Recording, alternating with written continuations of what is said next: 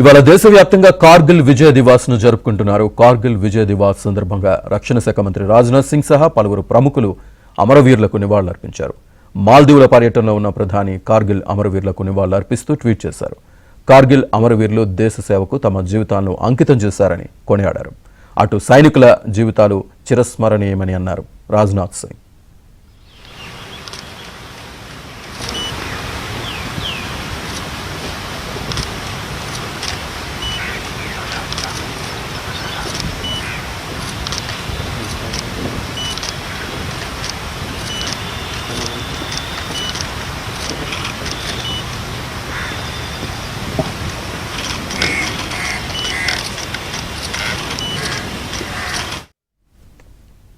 కార్గిల్ అమరవీరుల త్యాగాలకు గుర్తుగా జరుపుకుంటున్న విజయ్ దివాస్ సందర్భంగా రక్షణ దళాధిపతులు అమరవీరులకు నివాళులర్పించారు.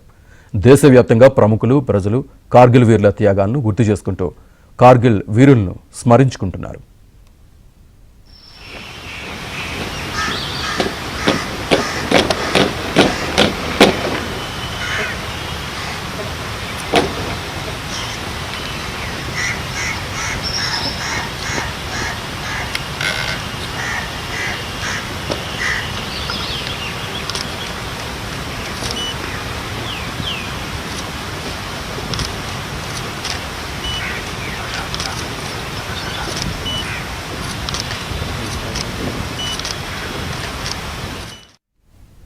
దొడ్డిదారిన భారత భూభాగాన్ని ఆక్రమించుకోవాలని ప్రయత్నించిన పాక్ సైనికులకు భారత ఆర్మీ తమ పరాక్రమాన్ని రుచి చూపించింది.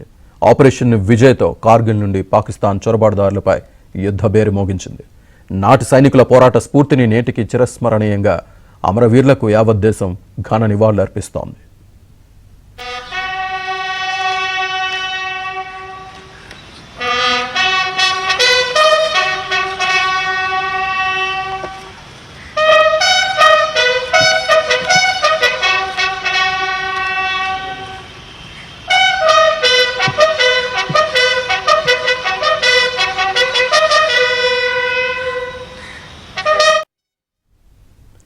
కార్గిల్ కేంద్రపాలిత ప్రాంతం లడఖ్కు ఉమ్మడి రాజధాని.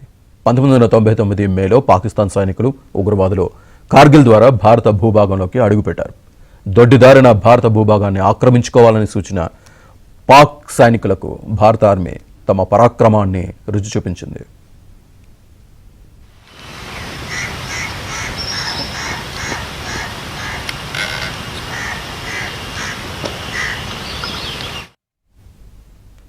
మన సైనికుల వీరోచిత పోరాటంతో పాక్ సైనికులను తరిమికొట్టారు.